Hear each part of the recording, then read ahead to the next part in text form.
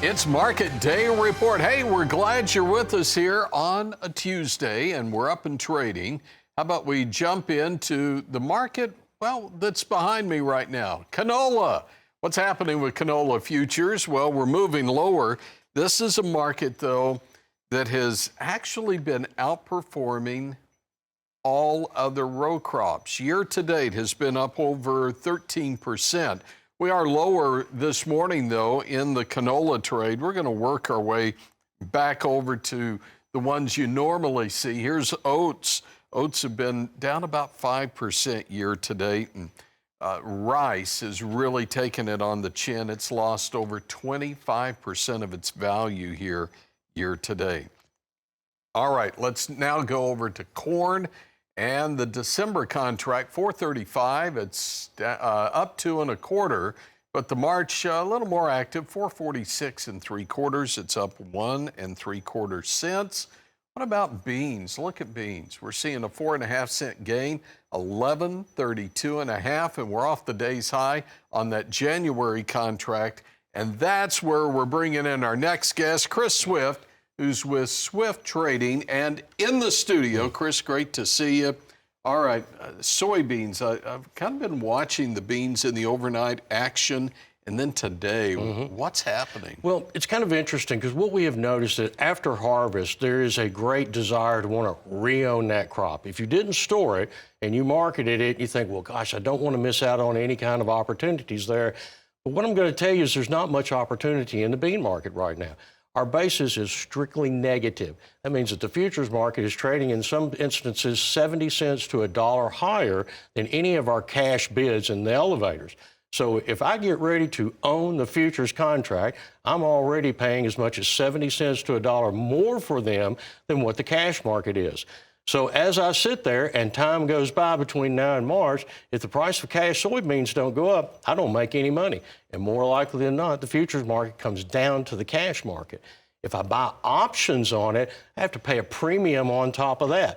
So you're paying premium on top of premium.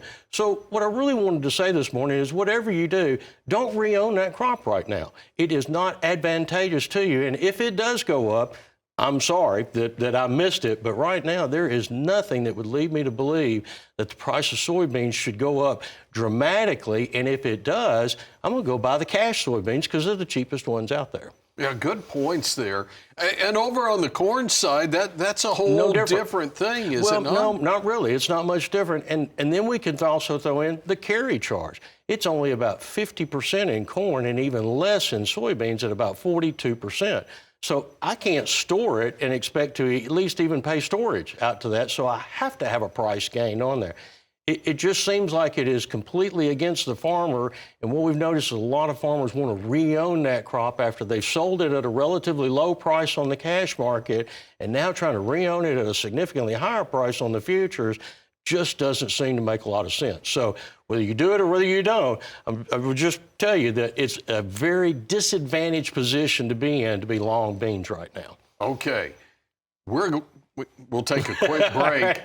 By the way, wait till you hear what's coming up next. We're talking livestock futures with Chris Swift, Swift Trading. This is Market Day Report. So we're looking at the livestock markets, but let's start with milk. This is Class 3 milk futures, and you see that December contract ticking up. 15.81 though. We're seeing some real pressure right now in the dairy industry and Class 3 milk especially. We've got a little more coming out later this morning on some recent dairy reports, and I'll have that for you here in a couple of hours. But wanted to start with Class 3 milk before we swing over to live and feeder cattle.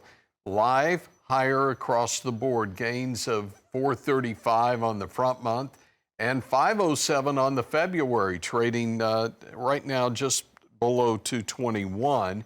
Then the feeders, January up 817, an 817 gain on the April, 845 higher on the August. We're approaching some limits here, 323 1/4 on the August contract.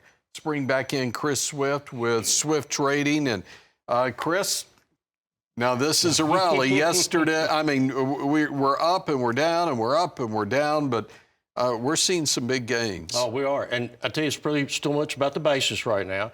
We've seen some large swings in the cash market. So we had an abbreviated week last week. The index softened up. We got busy coming into the week this week, and we started trading cattle again. So I think that basis is going to be the biggest issue. We've sold the futures off tremendously. Now we're going to bid them back up higher again to make them a little bit more even with what the cash market is trading. So I think this probably, again, just the basis of it. And if you think about it like when you throw a rock in the pond, the biggest splash is the very first one, and that's what we got. This is a huge splash. Everyone after that, kind of the ripples get a little bit smaller and smaller. So what I'm looking for is contraction in the market. I think we found a bottom for a short period of time. Now we're going to find a top in there, and then most likely spend the rest of December and January trading in that sideways trading range. Okay, so we're talking markets generally here, if you will. Now I want to dive in a little deeper to an area. We oftentimes talk choice select spreads.